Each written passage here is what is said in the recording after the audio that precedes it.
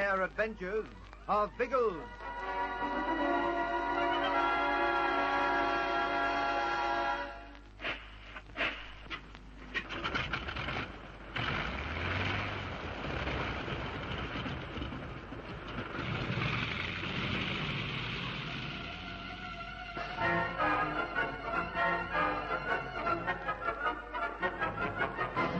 Ginger and Mishu do everything they can to free themselves as they're carried by dancing, yelling natives to a clearing beyond the village.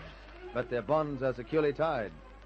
The strain of the savage ceremony grows so great that they almost feel relief when the natives turn back to the kraal and leave them alone near the fringe of the jungle. But they have been left as a sacrifice to the man-eating leopard. However, Biggles and Bertie have been watching from the jungle, and they waste no time in freeing their friends. They loosen the ropes none too soon. There is a warning cry from Bertie, a savage snarl, and the flyers whirl to see a black figure hurtling from the forest. It's the leopard. Stand fast, all of you. I'll fix him. You hit him, but he's still coming. Oh, by Jove, that fixed him, old trout. By Jove, I say, you poured half the Bally magazine in, didn't you? Something like that. You stopped him just in time, Biggles. He was almost on you. I was aware of that. So, this was the horrible thing you blokes were to provide dinner for, what? Yes. The natives left us lying here trussed up so that we wouldn't have a hope. I don't care for your face very much, Bertie, but it was almost a beautiful sight when it turned up just now. Oh, I say, how awfully nice of you, old trout. I'll cross off one of your black marks for those kind words. That was a fiendish thing to do. What? For Ginge to comment about the Lizzie Fizz?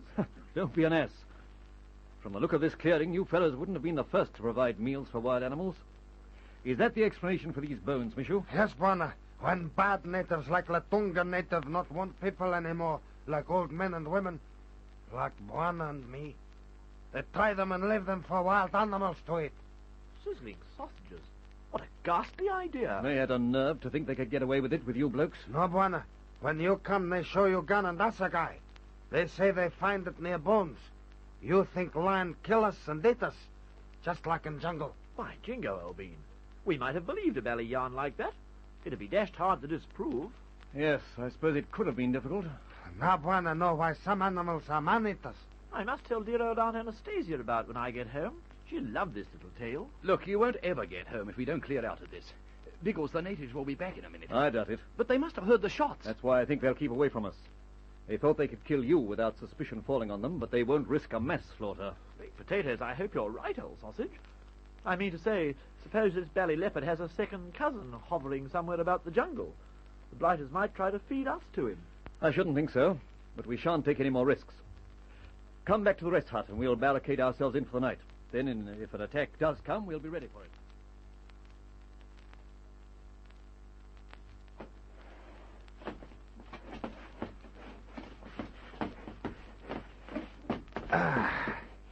You think that do, Bwana? Oh, yes, that's positively magnificent, old boot polish.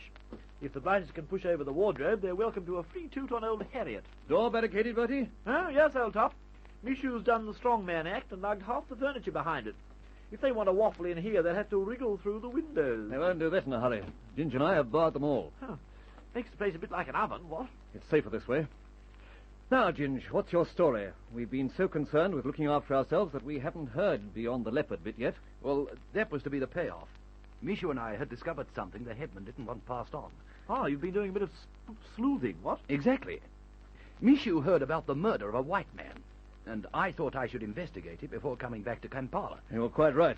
The local natives even tried to block Mishu, telling me that much, but we beat them off. Well, that'd be the fracas we spotted when we came up day before yesterday, what? That was it. We had a scrap in this hut. However, they didn't stop us, and we flew up to inspect the body of this bloke. Where was it, Ginge? Up near the Sudan border. On the Black Elephant's line of march. Oh, near it, I should think. By Jove. So that blighter's tied up with this too. Oh, no, he isn't. Well, at least as far as we can tell. Well, then who did the dark and dirty deed? Don't mess up my story, you ape. I'm not up to that bit yet. Oh, very well. If you think you can spout without the help of Felicity, very well spout. You found the body all right? Yes, Mishu led me straight to it. It was a bloke called Simmons. Simmons? I've heard that name somewhere before. Bwana Algy and Miss Pat meet him here when they bring Mishu to Latunga. That's it. You recognized him, did you, Mishu? Yes, Bwana. Mishu know him, and Mishu know how he died. That's interesting, by Jove. It is interesting. That bloke was shot in the head. Michaud examined the footprints and worked out pretty conclusively what happened. What was it, Michaud? Well, Buana Simmons looked through trees at something. Other man. Yes, and something more than that, Biggles. He took photographs. We found his camera. Good. Go on, Michaud. Well, Buana, after that, he moved forward, and then other man shoot him. Other white man. What's that? A white man? Sizzling sausages. It was a white man, all right. Rocks you a bit, doesn't it? You know, my first thought was of the black elephant. Or, if not him, some other savage natives. But Michaud proved to me that he was right. Yes, white man kill. Me should see where he come from, and also where he go after killing. Well, remember that one, Michaud. It may be important. Ginge, you said you found a camera. Did you pick up any other evidence? Yes, we did, Biggles. The cartridge case of the bullet that killed him. Oh. I left them both in the proctor. The proctor? Oh, confound it. Pat will have taken them back to Kampala with her. However, we'll look at them in the morning. Anything else happen, Ginge? Oh, plenty. But you know about that. I dropped in here at the Tonga to have it out with the head man. Yes? And then he drugged us. Actually, we went through all sorts of things. And we were to be served up to the leopard. And that's all. That's very interesting, Ginge. And something that'll have to be followed through. When the kites take us back to Kampala tomorrow, we'll discuss it with the police authorities.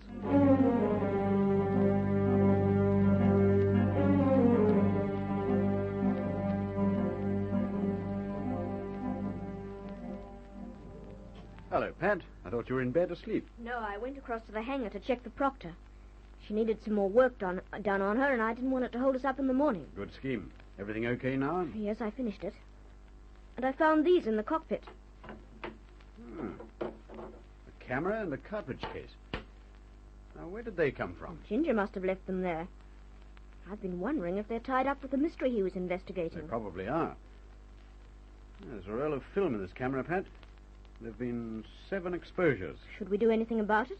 Well, it must be tied in with Ginger's stunt somehow. It certainly isn't his camera. He may be wondering what's in this film. We can fix that, can't we? Yes, and we will. I'll develop the film right away. Then we'll see what the photographs tell us.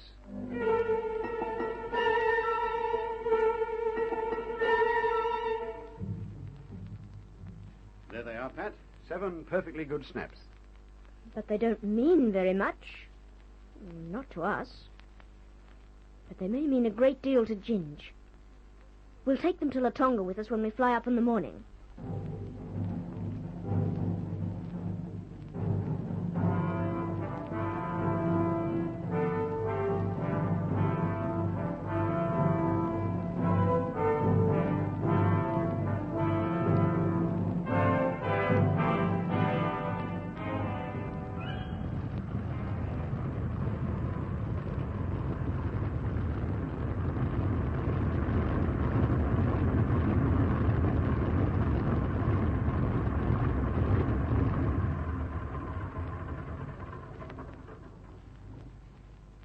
Anyone about? Where are they, Algy? Well, there's no sign. Oh, there they are, coming out of the rest hut. What ho, Beans, what ho? Ginger's with them. And Michaud. Looks as if everything's all right. Glad you came early, Algy. Oh, rather, absolutely. Positively delighted, as a matter of fact. We've been sitting in the rest hut straining our bally ears for that miss in your engines, Algy. You took long enough to come out, then. We thought you'd be on the strip waiting for us. Oh, we locked ourselves in so securely last night that it took about 10 minutes to unbarricade the bally dump. Have you had any trouble with the natives? Ginger and Michaud had some fun. That's why we took the precautions. Are you all right, Ginge? Oh, it's wonderful to see you safe. Yes, I'm fine. And it's good to see you grinning about the place again, Michaud. Oh, Michaud. Fine, too. A1, Buana. But we've been busting for you to come, you know, Algy. We want something out of that proctor. A camera? And a cartridge case? Yes, a camera and a cartridge case. Did you find them? We not only found them, Ginge, but Algy developed the film. We thought you might want to know what's in it. Oh, you beauty. That's just what I wanted. Where is it, Algy? Oh, come on, quickly. Let's see the photographs. They're not as exciting as all that. Here you are. Oh, let me see. Don't hog them, old bean. Come on, move over. Let's all have a gander. Now, just a minute. This first one. Natives hacking tusks out of a dead elephant. Those two.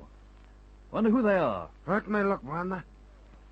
Oh, Miss you know who those natives are. They're Latonga natives. Miss you know. Latonga natives. By George, yes, you're right, monsieur.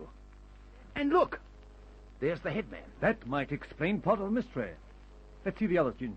Just a moment. Oh, hello. That's a dead rhino, isn't it? Horns cut off, Bwana. You know, like they take elephants' tusks. Yes. That ties in. What's next? Let's see. Oh, much the same thing. It doesn't look as if we're going to learn much. Ah, A white man, by jingo. yes, a white man. There's Simmons' murderer.